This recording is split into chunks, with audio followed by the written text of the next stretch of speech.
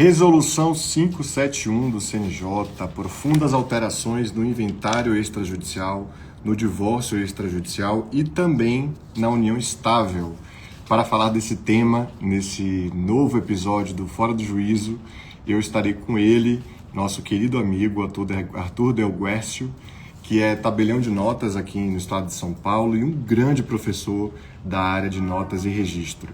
Sejam todos bem-vindos. Vamos aqui cumprimentando aos nossos colegas para discutir esse tema tão relevante para toda a comunidade do extrajudicial e também do imobiliário.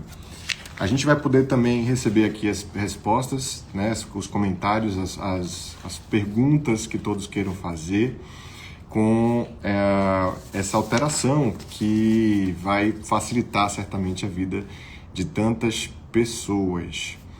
Boa noite, Maísa, bom vê-la aqui também. Álvaro, vamos entrando enquanto a gente aguarda o nosso Arthur, que é o nosso querido convidado. Boa noite aí, nosso amigo professor Salomão. Uma honra tê-lo aqui conosco. E com relação a essa opinião, né, com essa resolução, a gente vai focar hoje nos aspectos do divórcio extrajudicial e também no assunto da união estável. Várias alterações impactaram profundamente a dinâmica da atividade do advogado, do tabelionato de notas e também para o registrador de imóveis. Abraço, meu amigo Salomão, nosso ícone que democratizou o registro de imóveis a todo o Brasil. Blog do DG entrou. Estaremos aqui para recebê-lo. Atenção, atenção, Arthur Del Guercio. Eu trouxe, ele vai ver já, olha o livro que eu trouxe dele, o último que ele coordenou, A Advocacia Extrajudicial nos Cartórios. Grande obra, deixa eu ver ele aqui.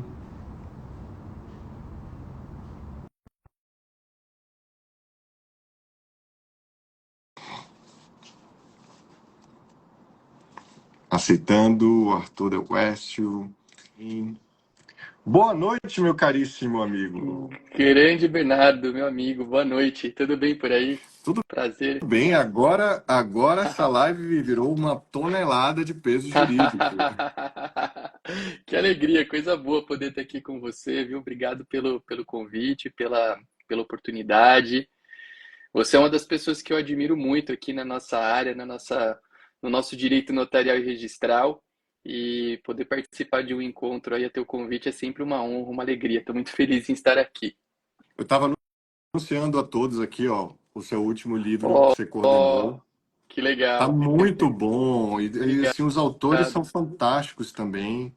Obrigado. Quem quiser comprar Advocacia Extrajudicial nos Cartórios é da YK Editora. Isso. Teve o apoio da advocacia da OAB de São Paulo, não foi, Arthur? Foi. Esse projeto foi super legal. Normalmente eu coordeno os livros de artigos aí que a gente realiza, eu coordeno sempre com o Lucas, né, que é meu irmão, meu substituto no cartório. Ele também gosta muito aí de escrever, de dar aula e tal. E nesse convite, nesse livro a gente teve a possibilidade de ter a energia feminina aí para dar um toque mais brilhante aí para o livro, para deixar tudo bem legal, que foi da Raquel, né? A Raquel Ximenes, que é a atual presidente da Comissão de Direito Notarial e Registral da OAB. A Raquel é uma amiga de longa data, sabe, Bernardo? Pô, eu sempre falo que não é para falar que parece, mas eu já sou tabelião desde 2005, né? Já são quase 20 anos atuando aí como tabelião. E lá em 2005, 2006, a Raquel já tinha uma história na advocacia do Colégio Notarial e a gente é amigo aí de muito tempo e tudo. E aí surgiu essa chance de fazermos essa coordenação em três mãos, foi muito legal, a gente conseguiu trazer aí bons autores, bons temas, sempre visando, né, incentivar essa relação que eu gosto muito, que é a relação do cartório com o advogado. Eu acho que, eu sempre falo que eu acredito, né, eu não sou advogado, mas eu acho que para o advogado ter um bom cartório à disposição é algo muito positivo para a dinâmica do seu trabalho. E eu também, como tabelião, eu reconheço demais o valor do trabalho do advogado, porque a gente sabe que tem alguns atos notariais nos quais o advogado é figura obrigatória. Esse, por exemplo, que nós vamos falar aqui hoje é um caso que o advogado é figura obrigatória, mas eu, como tabelião, eu sempre me sinto muito mais confortável em saber que tem um advogado dentro daquela, enfim, de uma escritura, de uma ata notarial, porque é um olho adicional em prol daquele resultado final que a gente quer, que é a satisfação de quem nos procura, né? Do cliente, do usuário final.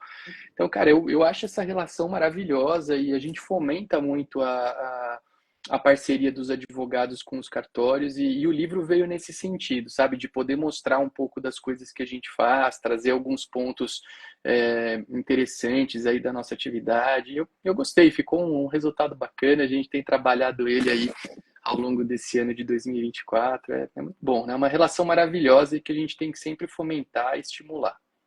Maravilha. Um abraço para Raquel também, grande advogada do extrajudicial, que faz um trabalho muito legal à frente da Comissão Notarial Registral da AB de São Paulo. Tem um escritório de peso na área de atuação, com grandes membros também. E Sim. eu queria mandar um abraço para o Felipe Gabo, que entrou aqui também, nosso aluno colega, Um e abraço. colega de atividade, né, extrajudicial também, a Zuleika, que coordena os cursos da Associação Brasileira da Associação Brasileira de Crédito Imobiliário e Poupança, que são as instituições financeiras que financiam a propriedade. Tive reunião com Legal. ela ali na Faria Lima hoje às 11. Um abraço, Zuleika. Vai vir coisa boa aí da BCP Educação na área de garantias. Um abraço para a Amigo, Zuleika também. abraço, Zuleika. E aí, 571. Na quinta-feira eu tive uma reunião, aqui um call com. Um call. Falei Faria Lima, falei call. Tivemos É, uma live com a Letícia Maculan discutindo os aspectos do inventário, que são muitos, né? muitos. Eu acho natural que as pessoas aqui queiram também falar sobre inventário. Na nossa divisão, eu disse, Arthur, vamos falar primeiro Sim, do divórcio também e das inovações que foram trazidas ali na escritura de declaração de separação de fato, na união isso. estável, que são relevantes também para o dia a dia do advogado, obviamente do tabelião, e vão ter repercussões no registrador de imóveis e no registrador civil. Sem E dúvidas. depois a gente coloca também as questões do que der aqui de tempo do inventário. Mas, Arthur, o Perfeito. que você gostou dessa nova regulação do divórcio extrajudicial? Assim, Vamos lá. que lhe chama atenção? Bom, acho que em primeiro lugar é legal a gente deixar, sempre que sai alguma resolução, alguma normatização sobre um tema, a gente fica muito curioso, e aí tem críticas, tem elogios, a gente ouve de tudo, mas eu gosto, em primeiro lugar, sempre de pedir que a gente tenha um olhar positivo para as mudanças, porque às vezes elas acontecem numa boa intenção. O efeito prático nem sempre é aquele, vamos chamar de desejado, né? Enfim, as pessoas às vezes criticam, têm esse olhar de falar, pô, podia ter melhorado ali, aqui, mas principalmente no contexto das escrituras de divórcio, de solução de união estável e inventário, a gente não pode negar que de 2007 para cá, quando entrou em vigor a Lei 11.441, que foi a lei que permitiu a realização dessas escrituras, na época era separação, e não falava-se tanto na dissolução de união estável. Hoje a gente não tem a separação, se bem que agora voltou a separação de fato, vamos falar sobre isso. Voltou a se falar, né, um pouco sobre esse tema. Mas a gente tinha um cenário muito restritivo e esse cenário, com o passar dos anos, e hoje já são aí acho que 17 anos, né, de Lei 11.441, a 11.441 teve aí o seu conteúdo incorporado aos atuais artigos 610 e 733 do Código de Processo Civil. Houve um avanço muito grande, porque originalmente você falava em inventário. Bom, inventário eu não posso fazer, os requisitos eram presença do advogado, partes capazes e concordes e inexistência do testamento. Hoje, o único requisito que permanece intocado, boa noite aqui para a Carol Mosman, nossa querida Beijo, amiga. Carolina, grande Carol, colega, que nos orgulha. grande. A Carol é uma amiga muito querida e super competente, trabalha muito nesses temas. Mas voltando, a gente tinha ali, hoje a gente tem basicamente, originalmente dos requisitos da 11.441 para o inventário, O único que permanece intocado é a presença do advogado, porque eu posso fazer inventário com testamento, eu posso fazer inventário com menores incapazes, não posso fazer inventário sem advogado, ainda bem, né? Esse é o único requisito que se manteve Ainda bem. preservado, ainda bem. É o único requisito que se manteve preservado. Quando a gente vai para o 733, que é o artigo que hoje cuida das escrituras de divórcio e de dissolução de união estável, a gente tem lá, né? Tem que ter partes capazes e concordes, tem que ter a presença do advogado e não pode, né? Não podemos ter os filhos incapazes ou menores. E hoje a gente já tem uma flexibilização no sentido de poder ter um divórcio com os menores e os incapazes, se bem que eu acho que a gente vai falar sobre isso aqui, eu acho que é um campo que tem condição de melhoria ainda, perto do que a gente busca, né? Então, assim, a gente nota um cenário muito evolutivo e muito positivo, né? Porque assim, sempre que sai alguma coisa nova, vem aquele pessoal que critica, que fala e tal. Eu falo, gente, tenhamos paciência, porque basicamente nada na vida nasce perfeito. Né? Nada na vida nasce perfeito. A gente precisa de um tempo para lapidação, para compreensão. E hoje, quando a gente pensa em resolução 571, eu olho para ela assim de uma maneira geral e eu vejo avanços.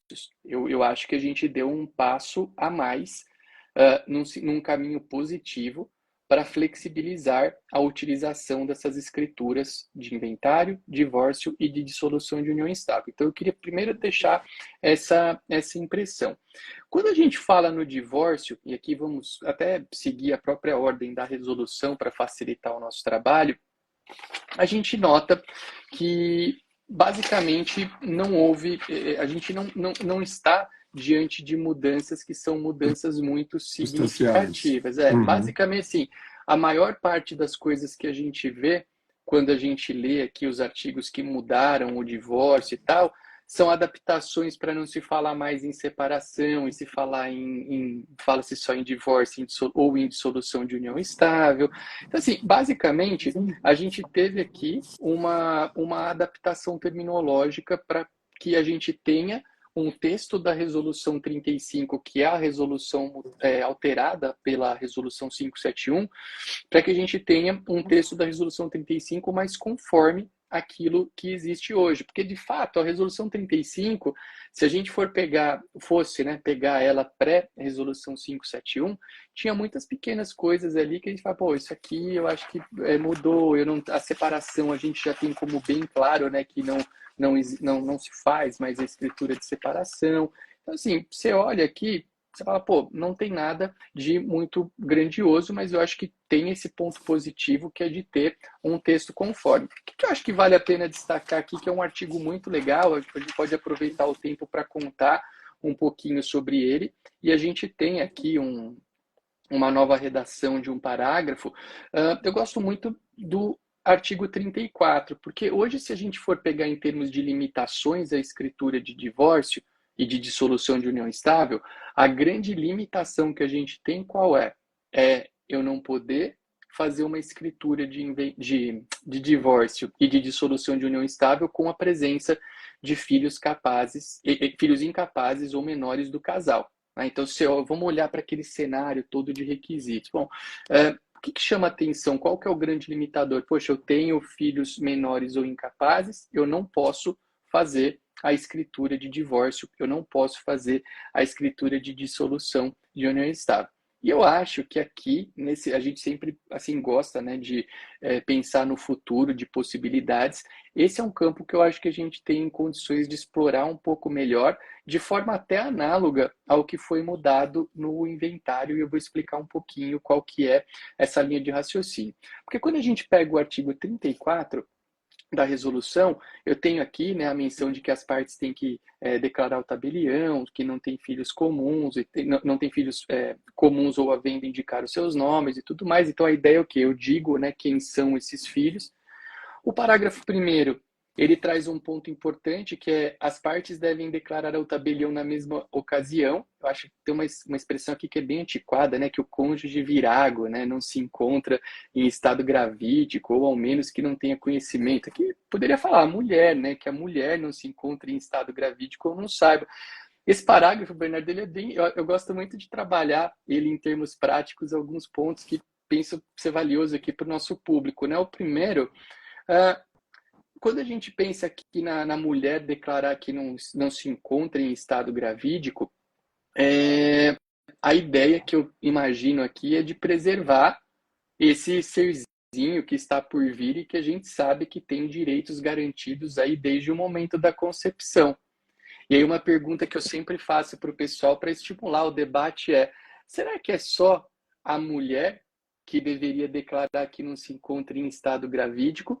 Ou será que um casal de homens, por exemplo, que hoje tem a possibilidade de regularmente se casar ou constituir uma união estável, e também tem a possibilidade, né, de buscar a gestação em, obviamente, né, um útero alheio, será que esse casal de homens que tenha um casamento e que eventualmente vá se divorciar com uma gestação em andamento, eles não teriam também que declarar que não possuem essa situação e que isso talvez fosse um impeditivo para a escritura de divórcio? Eu já ouvi gente falando que eu sou louco, de falar, imagina, a limitação da mulher grávida já é um absurdo, você ainda vem com essa ideia, mas eu acho que se a ideia é preservar o nascituro, talvez fosse uma ideia para a gente Tem toda a razão. refletir, né? Tem Não toda a é? razão. É. Não é? Será que, por que não? Qual que é a diferença do nascituro de um casal de um casal homem e mulher ou mulher-mulher, porque aí sim você vai falar em mulher grávida, né? Não teria essa questão, e de um casal homem/homem, né? Então, acho que se a ideia é preservar os direitos aí que envolvem o nascituro, a gente teria essa situação. É um comentário que eu gosto de fazer. E o interessante aqui é sempre como o cartório vai fazer vai conduzir essa situação. A Fabiana pergunta aqui: se a mulher declarar que está grávida, não poderá ser feito o divórcio no extrajudicial? Não pode. E aqui tem um cuidado muito grande, Fabiana, que a gente deve ter. Mandar um abraço aqui para o Carlos, lá do 15º Cartório do Rio também, que é sempre muito presente nos nossos eventos. Um abraço para o Carlos. Uma coisa interessante é como é a postura do cartório nessa pergunta e como se portar diante de determinadas respostas que as partes possam dar, né? Porque olha que interessante. Cartório, então, tem que perguntar. Se você recebeu uma documentação de um divórcio, é obrigação perguntar à mulher se ela está grávida. E na minha visão, talvez até se for um casal de 2 homens, se existe algum perfil de gestação. E essa é uma pergunta que tem que ser feita com muito cuidado, porque há mulheres que podem pensar que essa pergunta da gravidez tem a ver com peso, com aparência, e não tem nada disso. É um padrão. Pô, tá falando que eu tô grávida por quê? Você tá falando que eu tô gorda, né? Alguma coisa assim? E não, ninguém tá falando nada. É um padrão, né, que a gente tem que perguntar e deixar claro para a pessoa, para que não haja nenhum perfil de ofensa ou de potencial ofensa. Agora, diante das respostas, qual é a postura do tabelião? Se a resposta for sim, estou grávida, acabou, não tem mais escritura de divórcio ou de dissolução de união estável. Agora, se a mulher disser que não está grávida, você dá andamento ao procedimento, a não ser que seja uma gravidez visualmente notória, e é o que eu sempre digo, né? O perfil da gestante é um perfil que normalmente você identifica, né? Às vezes com a barriga mais redonda, maior. Eu sei bem porque eu acabei de ser pai pela 3ª vez agora, então eu sei bem como muda, né, a fisionomia. A gente acompanha até o mês a mês ali como as coisas se desenrolam. Então, se uma mulher notadamente grávida, né, chega lá no cartório e fala não estou grávida, você não vai fechar o teu olho, né, você cartório, e vai falar assim, não, eu acredito na tua palavra, vamos dar andamento. Eu acho que sempre tem que ter o tal do bom senso que permeia toda e qualquer relação que o ser humano desenvolve. E até algumas pessoas já perguntam, né? Posso pedir teste de gravidez, Arthur? Eu posso pedir para a mulher me apresentar um teste de gravidez? E a resposta é que não, né? Você não vai pedir teste de gravidez jamais. Essa é uma qualificação que faz parte daquela qualificação que nós chamamos de qualificação notarial. Você vai observar e aí você tem determinadas impressões. Eu já ouvi algumas pessoas perguntando assim, o Arthur, mas e se a mulher estava ali num começo de gestação, falou que não estava grávida, mas estava? Bom, na verdade, se a mulher falou que não estava grávida e estava, ela vai responder por isso, mas o divórcio ou a dissolução da união estável estará consumado independentemente da declaração que ela tenha dado. Então aqui, acho que é um ponto importante, eu vi até que a gente tem umas perguntinhas, podemos dar uma lida aqui nos comentários, Bernardo, tudo Claro, bem? claro, Arthur. Ah, Você me a manda gente- aqui. legal. Ó, a Lucilene perguntou que direito estaria afastado no caso do divórcio dos genitores do nascituro. Acho que a ideia aqui é uma ideia de proteção dessa figura do nascituro e do menor, né? Eu penso que a limitação legal tem a ver com uma proteção que não existiria no cartório, que eu só vou deixar para falar daqui a pouquinho sobre como eu acho que essa proteção poderia acontecer, tá? Então, imagino que é uma questão de ordem protetiva. Eu não sei exatamente, Lucilene, quais são os motivadores pontuais, mas o caminho acho que é por aí. A Carol Romano pergunta: pode ser até mesmo um homem trans que engravide por meios naturais do outro, além da gestação em barriga de aluguel? Perfeito. São alguns exemplos, né, que me motivam a dizer que eu acho que os homens também, né, nesse caso do divórcio entre dois homens, deveriam ser indagados da questão da gravidez. O Tiago aqui perguntou de novo os prejuízos do menor. Eu acho que aí são prejuízos potenciais, né? A gente nunca tem um prejuízo palpável. A ideia é qual que é? Eu posso ferir algum direito desse menor, mas enfim, até depois o Bernardo pode falar um pouquinho para a gente o que ele pensa disso. E só para fechar as perguntinhas, o Edemar me perguntou se para uma senhora de 72 anos eu perguntaria se ela está grávida. Edmar, veja, aqui talvez a gente pudesse dar uma resposta dizendo, olha, por uma questão de bom senso, eu não pediria e tal, mas eu acho que se não houve nenhum tipo de exceção dentro do procedimento, eu tenderia a perguntar. A gente lê notícias de pessoas em idade avançada que engravidam e se fala, nossa, Arthur, mas é um caso em 1 milhão. Sim, um caso em 1 milhão, mas eu acho que isso pode acontecer, não custa nós sermos precavidos e seguir enfim, os preceitos que existem para a prática do ato. Bernardo, o que você acha dessa questão dos prejuízos para o menor? Você tem alguma coisa a acrescentar? Acho que é legal ouvir tua opinião antes de falar dessas exceções legais que a gente tem aqui no provimento ao divórcio com menores. Há umas 2 semanas atrás, eu reuni as duas juízas coordenadoras do extrajudicial no CNJ, né, doutora Liz e doutora Carolina, a conselheira Daniela, em uma live que fizemos para o Bradim, há umas 2 ou 3 semanas atrás, em Brasília. E aí nós conversamos bastante antes da live sobre a resolução 571.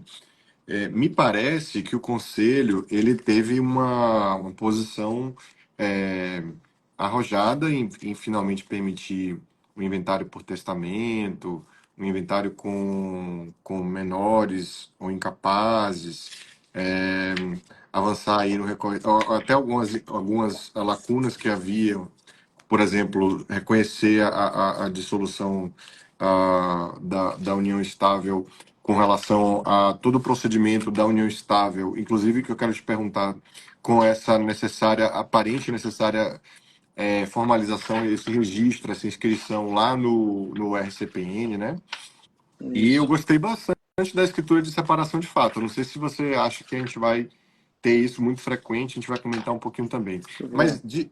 considerando isso, acho que poderia ter sido avançado, sim, ou previa a divisão igualitária, ou mandava para o Ministério Público no caso do inventário. As duas coisas, com a manutenção da fração ideal, formando ali um condomínio voluntário para todo os herdeiros, eu achei uma medida bastante, digamos assim, de conservação, né, Uhum. de situações novas, e mandar para o Ministério Público, eu acho que ele vai verificar se consta. Eu não sei o que o Ministério Público verificaria se todos os herdeiros fossem ali nesse condomínio voluntário que se forma a partir da partilha, né? Sem a Sim, destinação de um bem específico para um ou para outro. Então, o que sim. o Ministério Público, na verdade, vai olhar nesse caso do inventário? Mas é diferente de uma circunstância do divórcio envolvendo menores, porque aí sim envolve a guarda desses menores, né? Que é Isso. algo que ele deixa claro que deve ser avaliado pelo Poder Judiciário, e o nascituro também terá direitos, né?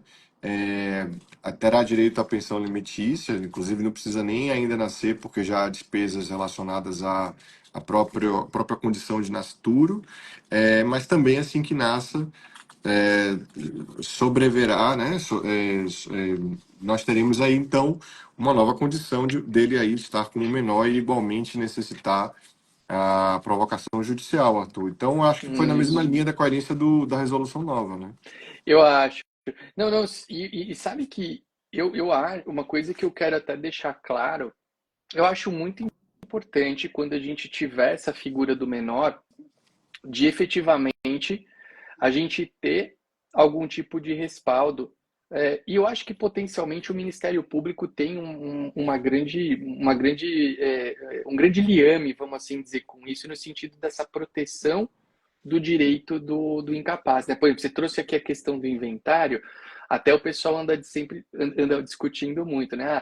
A manifestação do Ministério Público deve ser prévia ou deve ser posterior, isso para o inventário, né? No caso do inventário, eu tenho que ter uma manifestação prévia ou eu tenho que ter uma manifestação posterior à escritura pública, já que eu estou falando em eficácia e não em validade do ato notarial. E eu acho, até na semana passada, nós fizemos o Quinta com o DG, que é minha programação semanal. Até convidar o pessoal, quem quiser assistir, toda quinta-feira, 7h38 da manhã, a gente tem o Excelente Quinta com o DG. programação. O Bernardo já esteve lá com a gente, está na hora de voltar, né? Marcar agora para o final do ano. O Bernardo tem uma agenda. O pessoal brinca, você tem agenda corrida? Eu falo que você não conhece o Bernardo, você não conhece o Bernardo Chess, porque esse homem sim tem agenda corrida, né? E preenchida. E no Quinta com o DG da semana passada, que nós tratamos sobre esse tema, eu fiz com o João Massoneto, que é um substituto do cartório de Monte Azul Paulista, aqui em São Paulo. O João, que é muito presente também no mundo acadêmico.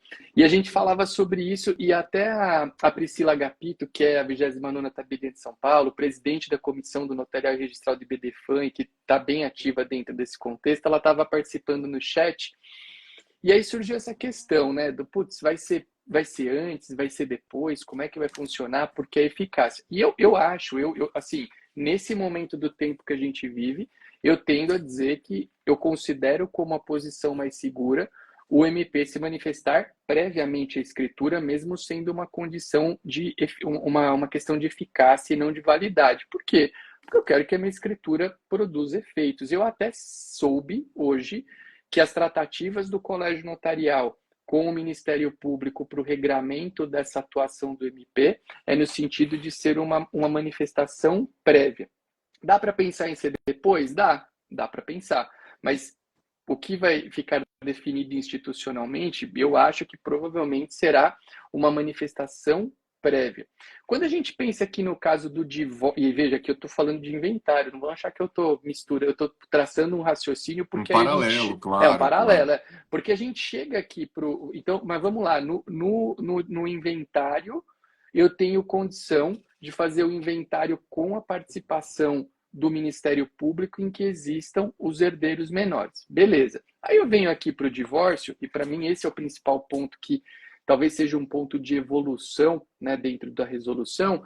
O que fala o parágrafo 2º do artigo 34? Eu estou até com ele aqui. Havendo filhos comuns do casal menores ou incapazes, e olha que importante, eles têm que ser comuns do casal. Se for de um só dos membros aí de um outro relacionamento, a gente não está dentro desse contexto que está aqui. Será permitida a lavratura da escritura de divórcio, desde que devidamente comprovada a prévia resolução judicial, e aqui esquece, não é MP, é judicial, de todas as questões relativas à guarda, visitação e alimentos, o que deverá ficar consignado no corpo da escritura. Isso aqui sempre teve, né? A gente está só trazendo a debate. E o parágrafo 3º, com uma nova redação, diz o quê? Que na dúvida quanto às questões de interesse do menor ou do incapaz, o tabelião submeterá a questão à apreciação do juiz prolator da decisão. Ou seja, claro, se tiver dúvida, você não vai praticar.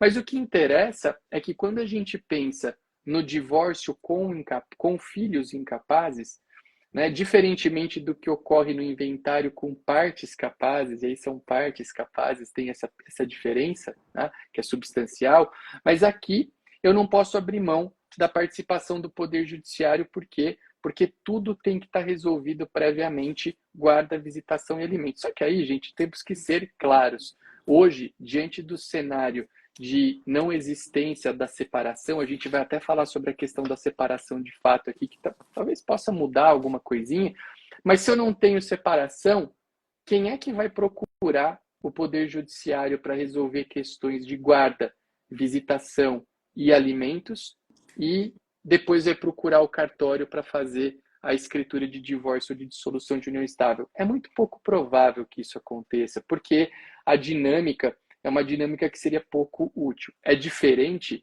que nem testamento. Eu posso fazer inventário com testamento? Pode. Por quê?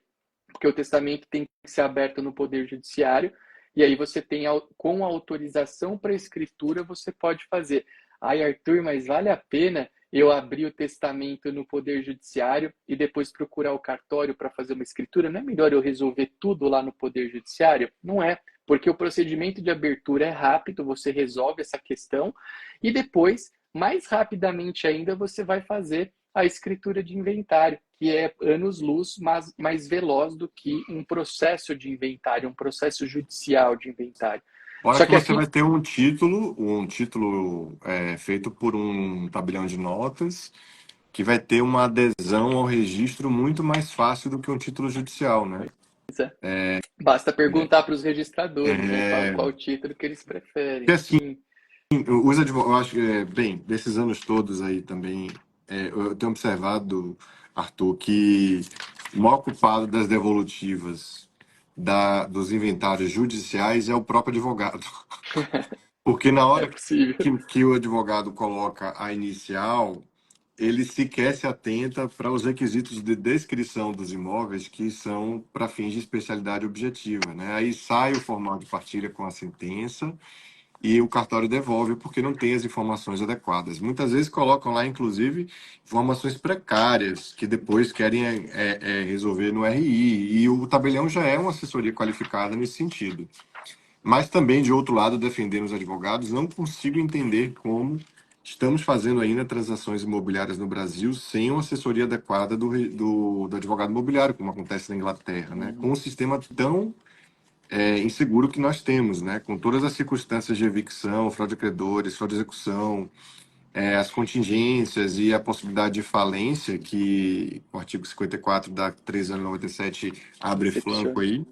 Exato. Então, acho que a gente tem que ter também advogados, colegas mais qualificados no inventário judicial e extrajudicial. Assistir muita live aí do Arthur para poder aprender a fazer uma boa petição também de inventário. Ô, Mas então, meu Bernardo, amigo, pois não. só Eu acho que do que você falou, dá para fazer uma separação. Se o casal ele tem filhos menores, dá para fazer logo uma escritura de separação de fato e entrar com ação na justiça para poder resolver a guarda, isso. né, e eventual pensão. Isso. Agora, só uma observação que eu quero falar sobre esse ponto. Você tocou num assunto aqui muito importante, que é a importância do advogado entender a sua importância para os procedimentos, tanto do judicial como do extra. Sabe por quê? Você tocou num ponto aqui que eu acho que eu sei que tem muito advogado aqui no nosso público que eu acho bem interessante. Você falou, os maiores culpados do problema do título judicial são os advogados lá do começo. E você sabe que eu conto sempre uma historinha. Essa história. Hoje eu sou tabelião em Itaquaquecetuba, que é uma cidade aqui da região metropolitana de São Paulo. Mas eu comecei a minha caminhada em Campos do Jordão, como tabelião lá de 2005 a 2011. E quando a 11441 entrou em vigor, lá em 2007, eu sempre gostei desse negócio de dar aula, palestra. Eu fui lá na OAB falar sobre essas escrituras e tal. E aí, eu lembro que um advogado lá de Campos do Jordão, ele falou para mim o seguinte, ele falou, cara, eu não gostei dessa Lei 11441, acho que isso aí não é bom para o advogado. Eu falei, como assim? Me explica melhor, cara, porque você é figura obrigatória, como que a lei não é boa para você? Ele falou, cara, sabe qual que é a questão? Hoje, com o inventário judicial, com o divórcio judicial, eu tenho um processo que dura por anos, décadas, e eu fico ali todo mês recebendo um valorzinho e tal, e agora eu vou receber tudo de uma vez só, porque a escritura ela é muito rápida. Aí eu falei, olha, peraí, calma. Você resolver um problema de alguém de forma mais rápida, me parece que deva ser até mais valorizado do que resolver em longa data. E aí, cara, você parcela os teus honorários de acordo com as possibilidades legais e tá tudo certo. Mas você sabe que isso me. Cara, esse raciocínio acho que até mudou hoje, são 15, 16 anos depois, mas eu sempre digo o seguinte: um recado que eu gosto de deixar para o advogado que atua no extra, que é o recado de valorizar o papel, o seu papel de advogado dentro dessa previsão legal de obrigatoriedade. Por quê? Porque existem advogados, e isso a minha rotina, eu faço muito inventário, muito divórcio, e a gente tem essa percepção de forma muito clara. Há advogados que chegam no cartório, deixam ali uma pasta com meia dúzia de documentos dispersos, sem qualquer tipo de organização, e falam, ó, no dia que estiver pronto, você me liga para que eu possa. Antigamente você tinha que ir assinar, hoje até pelo e-notariado você pode assinar do conforto da sua casa, né? E você tem o advogado número 2. Esse é o advogado que eu gosto, eu sempre brinco, eu gosto de trabalhar, né? Porque é o advogado que manda a documentação organizada, ele é participativo na confecção da minuta, ele olha os detalhes que têm que ser alterados em benefício do seu cliente, porque, gente, a minuta do cartório é uma sugestão de texto, ela não é um texto sagrado e imutável. Existem preceitos legais que têm que ser seguidos, mas é super, super importante que o advogado participe. E, claro, dentre o advogado 1 e do advogado 2 aqui que eu citei no exemplo, quem é que vai ser valorizado? É o advogado que efetivamente participa do procedimento, né? Então, eu sempre estimulo muito, eu gosto muito. Você falou de transação imobiliária. Cara, é super importante ter advogado na transmissão imobiliária. Ai, Arthur, mas não precisa. No Brasil, eu tenho de forma cristalina o princípio da concentração na matrícula. Vai nessa, então. Vai nessa da concentração na matrícula para todo e qualquer negócio. Bernardo trouxe questões de falência, tem questão tributária, tem questão trabalhista. Cara, quem acredita piamente na concentração da matrícula está correndo um grande risco, na minha opinião. Então, eu acho, por isso que eu falei lá no começo do nosso encontro, né? Cara, Arthur, me sinto muito mais confortável na minha atuação, por exemplo, da transmissão imobiliária, quando eu sei que tem um bom advogado no meio. Por quê? Porque aí você tem, no meio da negociação, porque aí você tem uma garantia adicional de que os preceitos necessários para garantir uma compra segura serão observados. Então, esse é um ponto que eu achei bem legal falar a respeito do teu comentário, porque o advogado, eu acho que tem que ter mesmo essa, vamos dizer, essa atuação de forma mais efetiva, de uma forma que justifique, né, sempre que eu digo essa obrigatoriedade. Então, fica essa menção. E para fechar, só para fechar o raciocínio, antes da gente até falar sobre a separação de fato, essa questão do divórcio aí com menores, com incapazes, eu penso, essa tua ideia de repente, a separação, de fato, pode ajudar um pouco esse contexto de trazer um ato para o cartório e depois vai para o Poder Judiciário para resolver as questões de guarda, visita e alimentos. Mas eu tenho na minha cabeça, Bernardo, eu não sei se eu sou sonhador demais ou se eu acho que as coisas podem mudar tanto, que tal qual aconteceu com a possibilidade dos inventários com menores e a participação do MP, a gente poderia pensar numa escritura de divórcio com menores, com uma participação do Ministério Público, talvez, aí aqui é uma ideia de mudança, De mas evolução, né? uma de É. evolução, mas uma escritura de divórcio em que você tem uma aparente, né, um aparente cuidado, né, com esses interesses aqui de guarda, de visita e de alimentos, e que não haja litígio, que não haja briga, eu poder fazer a escritura de divórcio com menores, com incapazes, com a participação do Ministério Público, se for o caso, mas sem a necessidade de ter que procurar o Poder Judiciário. por que não? Né? Eu deixo aqui essa, enfim, Faz todo essa sentido. reflexão, Até né? porque se for consensual e os pais, é, enfim, resolverem de consenso sobre a guarda dos filhos, não tem por que não ter a escritura pública no Não é? extrajudicial, concordo com você. Poderia ser Pois feita, é. inclusive, a mesma regra da manifestação do MP. Agora, Arthur, sobre o que você Eu está acho que é um falando, caminho.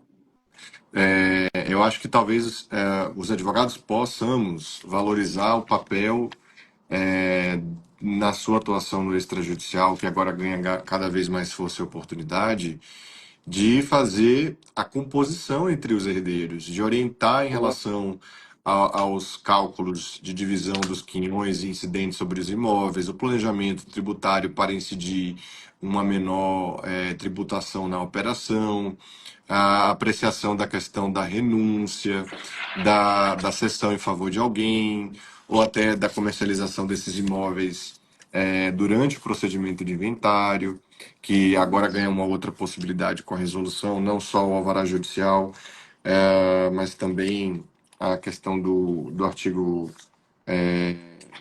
11, né? 11A, 11A, isso, do 11A que inventário do surgiu. alvará extra, né? Exato.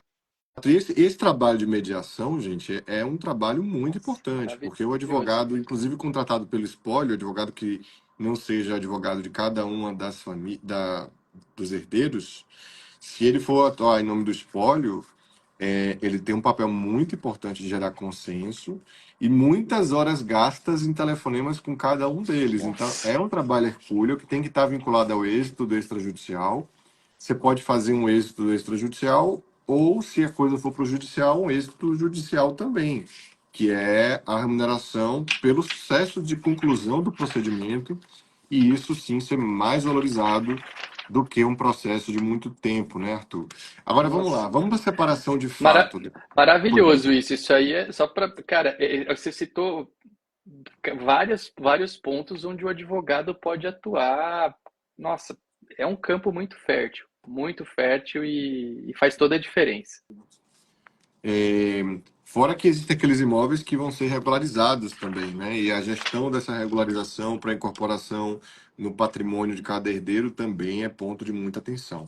Arthur, você Sim, gostou da sim. escritura de declaração de separação de fato? Quando eu li a primeira vez, eu disse, nossa, entrou aí uma prévia do divórcio unilateral. Aí depois eu li e disse, ah, não, é consensual. É Só as duas partes assinando a escritura de declaração de separação de fato, que me parece que vai ter uma repercussão na aparência, né, de com quem você tem que pegar a assinatura ou não na hora da contratação. O É, que mais você acha? olha, eu gostei. Eu acho que hoje a gente, quando eu penso nessa questão da separação de fato, eu acho que o mais importante é, por vezes, eu acho que você tem o intuito, vamos assim dizer, de desfazer a relação, mas você tem algumas coisas no entorno dela que não te permitem, talvez, até alcançar o ambiente de consenso, né? Então a gente sabe que rompimento de determinados perfis de relação não é fácil. Né? Tem casais que, principalmente quando são relações de muito longa data, aí você tem uma confusão. Tem quantos casais acabam não criando, né? Relações que geram uma interface da sua vida pessoal com a profissional, mistura tudo, né? Mistura casa, trabalho, é o normal, né? Em muitas situações. E aí, quando você tem essa questão da separação de fato, eu acho que é uma maneira, né, de pelo menos você deixar delineado naquele momento exato do tempo que essa comunhão plena de vida entre o casal acabou, que é o que fala aqui, né? Se a gente abre o 52A, tá escrito, a escritura pública de declaração de separação de fato. Eu achei até legal essa palavrinha declaração aqui, porque dá um condão bem próprio do que essa escritura, que eu estou dizendo que, né? Porque é uma separação fática, né? Então, é, o que as partes dizem tem muito valor. Então, essa escritura de declaração de separação de fato consensual deverá se ater, olha só que importante isso aqui, exclusivamente, não pode ter nada além disso, ao fato de que cessou a comunhão plena de vida entre o casal. E a gente sabe que o principal efeito dessa declaração de cessação da vida entre o casal tem a ver com aspectos até patrimoniais inerentes àquele regime de bens que norteava a relação deles até então. Então, acho que é um marco importante, né, para você ter uma ferramenta que, pelo menos, assim, ela não vai, vamos dizer, resolver o rompimento do vínculo conjugal, mas ela vai resolver algumas questões que têm a ver com aquela vida que o casal constituiu em termos patrimoniais e que já é um grande ponto. E é legal que o único comentário aqui que eu acho interessante é que mesmo sendo uma declaração que envolva essa questão da comunhão plena de vida entre o casal, eu achei que o volume, né, de documentos aqui que a gente tem para essa separação de fato é basicamente assim, é um volume bem considerável se a gente for olhar o artigo 52B, porque basicamente o que eu tenho que apresentar aqui são documentos que eu apresentaria para um divórcio, né? Além, cara, esquece o básico aqui, que é o documento das partes e aquela questão de não constituir mais qualquer tipo de convivência marital, né? Que eles não querem mais manter a convivência marital, mas eu tenho que apresentar a declaração dos filhos, né? Se existem filhos ou não. Eu vou ter que apresentar a certidão de propriedade dos bens e de direitos e direitos a eles relativos dos bens imóveis, titularidades de bens móveis, se houver. Então, veja, não é simplesmente você chegar e falar, não quero mais, tem uma base documental. E me chamou a atenção a letra H aqui, a manutenção da inexistência de gravidez do cônjuge acerca daquela circunstância. Então, veja, mesmo para separação de fato, eu vou ter que trabalhar com aquela questão da declaração da inexistência da gravidez e com todas as particularidades que a gente trouxe até aqui. Super. E você acha que isso é Né? inscritível no RCPN ou no RI, Arthur? Num primeiro momento, eu penso que não, justamente por ser uma situação fática. Não acho que há. Eu acho que, veja só, a própria declaração. Eu até chamei a atenção, né, dessa palavra, a escritura de declaração, e ela é exclusivamente a questão da vida, é o fato de que cessou a comunhão plena de vida entre o casal.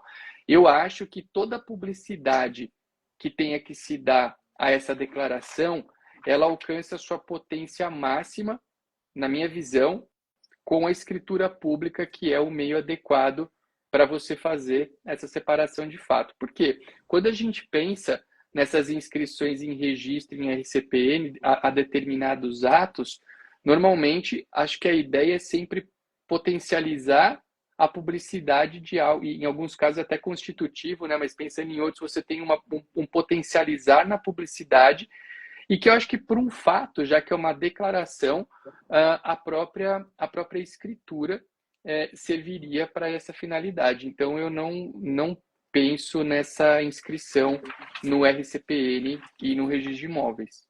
Eu já penso É um a minha pouquinho opinião. diferente, viu? Eu É, acho que quando o artigo fala que as escrituras públicas de declaração de separação de fato, esses são títulos hábeis para o registro civil e o registro imobiliário. uhum, Particularmente, acho que é relevante para a sociedade, caso o casal quisesse, que aquela informação de separado de fato constasse no registro civil. tá. Acho que faz sentido se eles quiserem dar publicidade e enquanto está tramitando ali o pedido judicial de definição da guarda, etc. E acho até que uma circunstância, eu sei que isso é novo, né, Arthur? A gente É está caminhando novo. em um oceano novo e tal. Sim, E também para o registro imobiliário, acho que pode fazer sentido em relação a dar publicidade que a separação de fato possa ter acontecido, quem ficou na posse do imóvel. tá. Aí já é uma circunstância, se utilizando aí da possibilidade da redação que a 14382 deu ali no 256, salvo engano, Uhum, de averbações de natureza atípica para o que possa repercutir na propriedade, como posse é integrante da propriedade enquanto uso, poderia ser crível, né? Embora concorde com você que não vai ser tão fácil ao advogado das é, partes fazer essa notícia nessas Agora, questões. sabe o que eu pensei aqui agora? Veja, esse é o que você falou, esse tema é muito novo, né, Bernardo? E eu acho que as tuas Ah, ponderações Pedro são Bacelar super. trouxe aqui, desculpa, meu amigo. Pois não. Pedro Bacelar complementou. Eu estava pensando do ponto de vista da posse, mas ele coloca: penso ser ingressável no RI e relevante para o título aquisitivo por conta da repercussão na comunicabilidade. Que Sim, vai ao encontro de uma outra é, pessoa aqui que colocou qual é com quem, como vamos constatar o Estado Civil, quem fizer a escritura e comprar o imóvel posterior, não. Aqui em cima do. Carol, como ficariam compra e venda de separados de fato que eram casados no regime da comunhão de bens? Eu acho que quando você tem uma escritura pública que você vai registrar que você está comprando, você já menciona ali, já faz na circunstância. Bem, na qualificação vai ter que ter separado de fato, concorda? Na sim. qualificação da escritura você É, vai colocar separado de é, fato? teria que realmente, porque Casado em separação de em fato. separação em separação de fato, porque você não tem a comunhão que tem o reflexo patrimonial. Sabe uma coisa que eu, não, de fato, eu acho que tem sentido sim esse raciocínio do ingresso, mas me veio uma ideia aqui na cabeça também que eu quero compartilhar, que é a seguinte.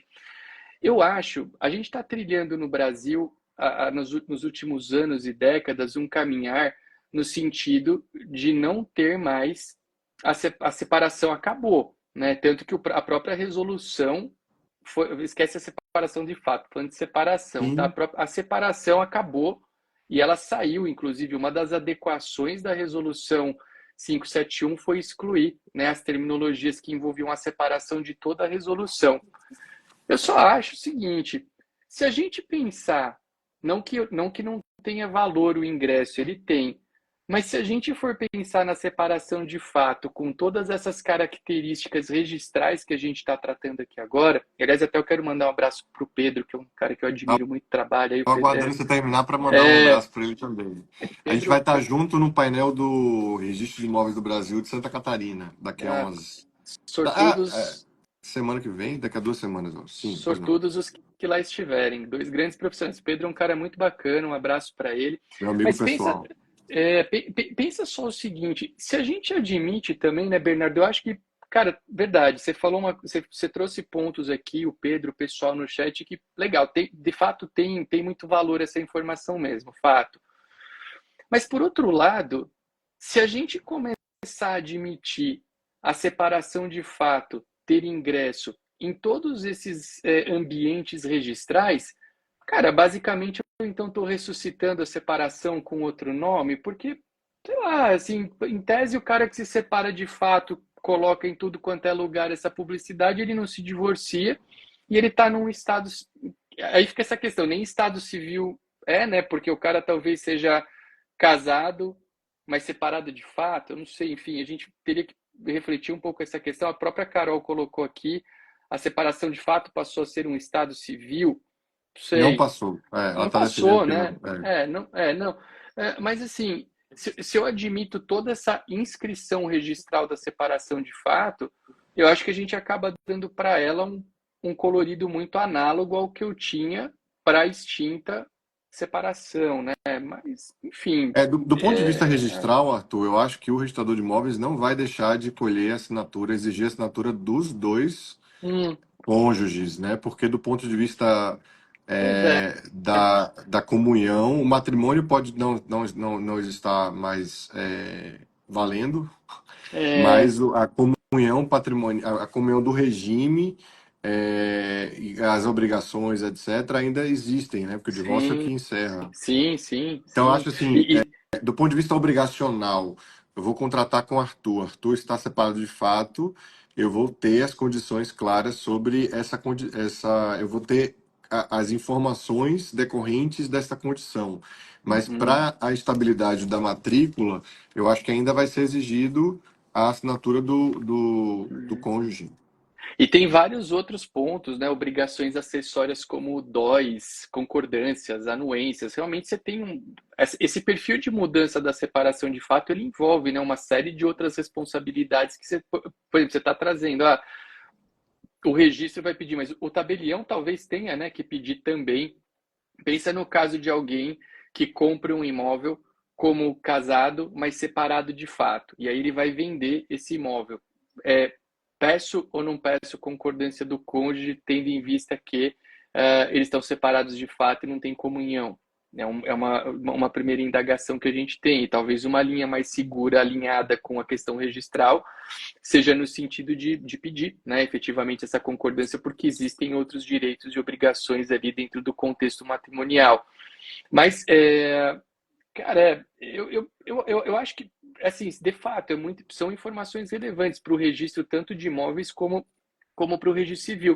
Mas eu fico um pouco com esse receio de, quer dizer, receio não é a melhor palavra, né? A gente está, enfim, debatendo aqui uma questão que, é, se eu for levar para separação de fato todo esse contexto, né, enfim, inserções registrais, possivelmente a gente tem aí e não deixa de ser, né, uma nova separação, porque foi inserido agora, mas a gente teria uma nova separação com essas peculiaridades da separação de fato. Você vê que a própria separação de fato aqui, ela não está falando na questão de guarda, de alimentos e tal, justamente porque você mantém possivelmente intacto ali, né, o vínculo conjugal, não desfez o vínculo conjugal. Então, talvez, Sim. por isso, talvez que ela nem fale. Deixar um abraço para o doutor Germano, que entrou aqui agora, registrador de Abraço, doutor Cianorte. Germano. Doutor Germano, O Arthur, o Fábio aqui pergunta: existe restabelecimento da sociedade conjugal por escritura pública de cartório nota? Sim, sim, hipótese clara do 52C, né, da resolução. 52C, perfeito, E é o que que isso mesmo, você é isso mesmo. achou, Arthur, abraço, José Luiz Germano. Eu vi agora, eu estava lá em cima na pergunta do Fábio e agora eu É, desci. foi. Amigo, o que que você achou dessa interpretação de que a união estável para ser oponível a terceiros agora precisa estar no livro E, que era, inclusive, É, um enunciado ali discutido na jornada, né? na verdade, aqui, você está falando lá no artigo 18, né, do inventário, é aqui que você está falando, seria esse caso do reconhecimento do convivente como herdeiro único ali? É Uhum, esse ponto? uhum. Legal. Esse ponto eu achei que talvez tenha sido um pouco exagerado. Qual que é o contexto dele? Vamos lá. A gente tem, no contexto do inventário, nós tínhamos, né, na resolução 35, pré-mudança pela resolução 571, nós tínhamos uma previsão legal de que o companheiro herdeiro único não poderia participar do inventário extrajudicial, porque necessariamente outros herdeiros teriam que reconhecer aquela condição de herdeiro dele. Então, essa era uma limitação da resolução 35 do CNJ. Aqui no estado de São Paulo, nos últimos anos, a jurisprudência das varas de registros públicos e do nosso Conselho Superior da Magistratura trilharam um caminho oposto, balizado mais ou menos em que raciocínio, né? A gente sabe que há alguns anos a gente vem tendo um nivelamento basicamente integral da união estável ao casamento, como formas de constituição de família. Então, tudo que vale para um, vale para outro, né? Eu até acho que num futuro breve a gente vai ter o estado civil de convivente, de fato, não existe, né? Mas, cara, não existe legalmente, mas faticamente já basicamente é um estado civil. É interessante que as próprias normas de serviço de São Paulo, quando mudou o último texto das normas, nos considerandos da mudança, a corregedoria falava assim: por óbvio que aquele que mantém uma união estável não detém o estado civil de solteiro. Olha que legal, né? Ela fala, por óbvio, ele não é solteiro, ele reconhece, mas não mudou até porque não poderia, né? Mas enfim. E aí a gente veio trilhando um caminho jurisprudencial para dizer o quê? Que o companheiro herdeiro que tivesse uma prova escrita, e essa prova escrita, houve decisões que falaram em escritura pública, houve decisões que falaram em reconhecimento judicial. Esse companheiro poderia comparecer isoladamente no ato notarial como companheiro herdeiro, numa interpretação que dava a ele o tratamento análogo ao cônjuge. E eu acho, sabe, Bernardo, por muito tempo eu ouvi a galera falando assim, não, tem que liberar mais essa questão do companheiro e tal. E eu acho que tem que ser um liberar, mas com um certo cuidado, que é o cuidado da comprovação escrita. Por quê? Porque senão falece algum milionário solteiro sem descendentes, sem ascendentes, aparece uma pessoa qualquer e fala, opa, peraí, sou companheiro, sou companheira, tenho direito à herança. Então, acho que a prudência de exigir uma comprovação escrita é algo que me agrada e que já vinha sendo tratado aqui pelo Tribunal de Justiça de São Paulo em múltiplas decisões. Não foi somente uma, tínhamos algumas. Agora, veio o artigo 18, e o artigo 18, inclusive, teve, né, uma republicação, né, acho que possivelmente com esse esclarecimento do atual texto, que fala o quê? No inventário extrajudicial, o convivente sobrevivente é herdeiro quando reconhecida a união estável pelos demais sucessores, ou quando for o único sucessor, perdão, e aqui que nos interessa, e a união estável estiver previamente reconhecida por sentença judicial, por escritura pública ou por termo declaratório, e aí é que vem, em tese, o potencial problema, né? Desde que devidamente registrado nos termos dos artigos 537 e 538 do Código Nacional de Normas, que foi o registro que você citou agora.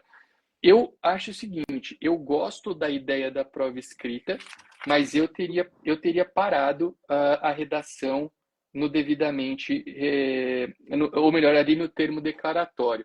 Eu acho que sentença, escritura e termo seriam, na minha visão, tal qual vinha acontecendo com a base jurisprudencial do Estado de São Paulo, eles seriam suficientes para esse companheiro herdeiro poder se qualificar na escritura pública. Agora, com essa mudança, a gente tem que ter o registro e é o que a gente vai ter que cumprir, né? Na verdade, a regra do jogo é essa agora, mas eu acho que uma escritura, na minha visão, seriam suficientes para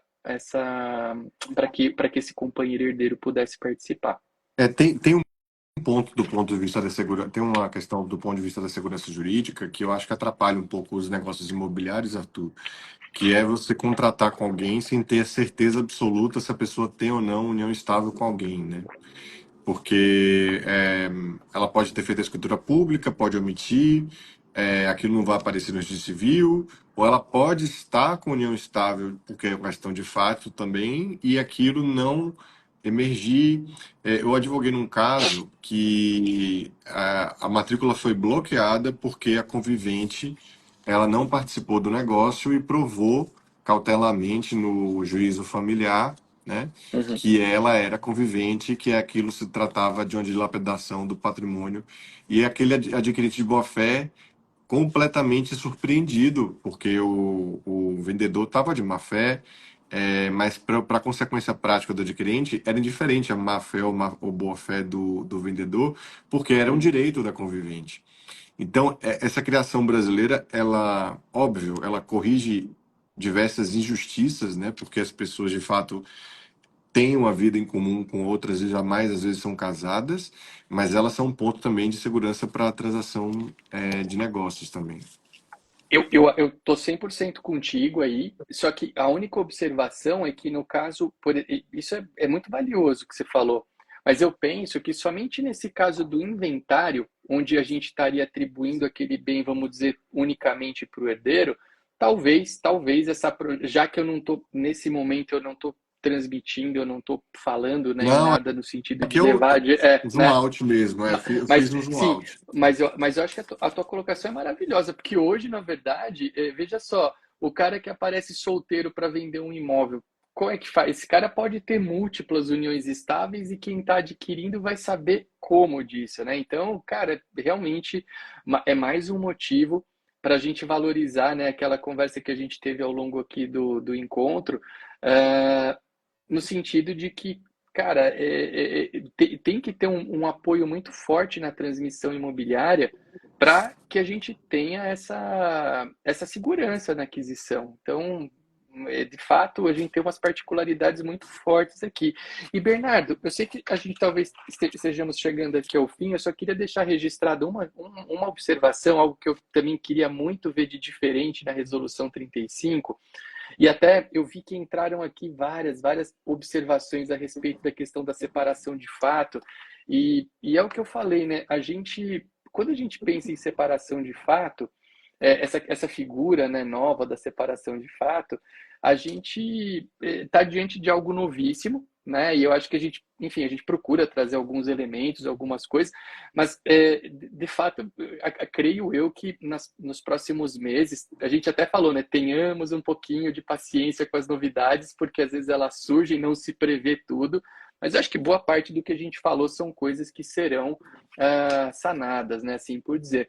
Agora, uma coisa que não mudou, e eu queria que mudasse um dia, a gente tem um artigo bem singelo, 42, que fala que não há sigilo na escritura pública de divórcio consensual. E Complicada eu, essa previsão, né? exatamente, eu queria muito também, eu disse a questão ali do divórcio com menores, mas eu acho que a gente seria uma mudança muito saudável para maior utilização da escritura, essa previsão do sigilo, talvez não necessariamente para o rompimento da relação em si, mas pelo menos para questões de ordem patrimonial, porque hoje eu acho que muitas pessoas fogem do extrajudicial, do divórcio extrajudicial, principalmente em cidades aí de menor porte, porque o cara divorcia e aí no dia seguinte o vizinho fofoqueiro que quer saber como é que foi o divórcio vai lá no cartório, pede uma certidão e em tese ele obtém essa certidão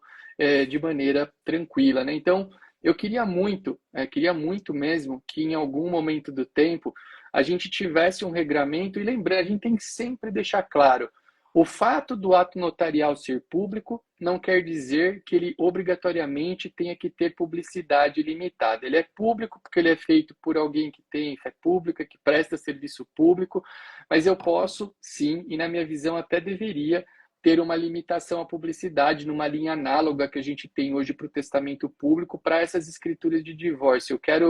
Queria muito, né, ver mudanças que trabalhassem um pouco desse sigilo. Porque o pessoal vai falar, mas vai divorciar e não quer tornar público? Não, tudo bem, é público. O rompimento do vínculo é público, mas as particularidades do divórcio, questões que envolvam aí pontos até sensíveis da vida do casal, patrimônio e tudo mais, cara, isso não teria que acontecer.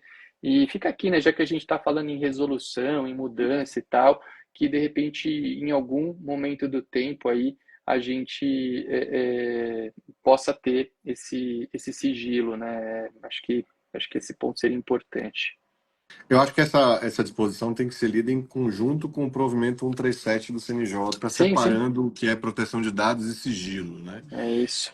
O conceito de sigilo que vem dessa questão do sigilo judicial é que só é acessível estritamente e unicamente qualquer informação só é acessível pelas partes ou pelos seus advogados. Quando a gente fala de proteção de dados, a gente está da escritura pública, ali no 137 tem a previsão de necessidade de manifestação do interesse do solicitante naquele caso. Então, eu acho que faz sentido, Arthur, a previsão de que não há sigilo, porém, deve ser ainda motivada a solicitação nos termos do provimento 137. Isso. Então, o tabelião deve solicitar uma comprovação de legitimidade ali, de motivação, né, do interesse jurídico, por exemplo, do solicitante em relação ao inteiro teor do ato. Sim. E até um outro trecho aqui com a certidão de quesitos também que ele coloca, né? É, que seria. Sim, sim, e esse ponto é legal, então, mas eu acho que quando você tem um artigo como esse jogado dentro do contexto dessa escritura, basicamente é uma munição que você estaria dando para uma ideia, não, isso aqui é meu interesse, não tem sigilo e eu peço. E a gente sabe que a grande verdade, né, é que, assim, um volume grande até de pessoas não faz essa leitura toda conjunta e essa certidão, infelizmente, ela seria fornecida aí de uma maneira a não observar essas questões que você trouxe do 137, né? Então, eu acho que a gente poderia ter, acho que essa tua ideia de talvez fazer um link do teor do artigo com a justificação dos motivos seria algo interessante, mas eu acho que de não deixar isso aqui jogado assim, né? Porque aqui está escrito só, não há sigilo na escritura de divórcio consensual. E quando você lê, Sem dúvida é uma redação que poderia ter sido melhor trabalhada. eu acho que houve tanta tensão com alguns pontos, né? Com esse conciliar, Cara, eu acho que poderia ter colocado uma vírgula que eles colocassem e conciliassem exemplificativamente com esse ponto aí que você trouxe, já ajudaria muito, né? Porque saibamos, a gente tem que ser realista. 80, 90% dos expedidores de certidões, dos tabeliães que trabalham, eles vão olhar o que? Ah, tá aqui, ó, 42. Não tem sigilo, tá aqui, tá dado a Rodar, certidão. poderia ter sido salve as partes interessadas ou legitimadas, a certidão do Isso. divórcio será feita em breve relato, por Isso. exemplo, né? A própria Roberta colocou aqui, não sei qual é o estado dela, mas aqui no meu estado alguns tabelionatos solicitam uma justificativa com petição, inclusive pela LGPD, mas de fato Mas é o não que temos está o no sigilo. 137, É, Roberta. Essa é a isso. aplicação certa do 137. Isso, isso. O doutor Germano falou que lá no Paraná o sigilo existe, que só o terceiro com interesse jurídico pode ter acesso. Legal, lá no Paraná tem essa previsão, em São Paulo não tem, na resolução não tem.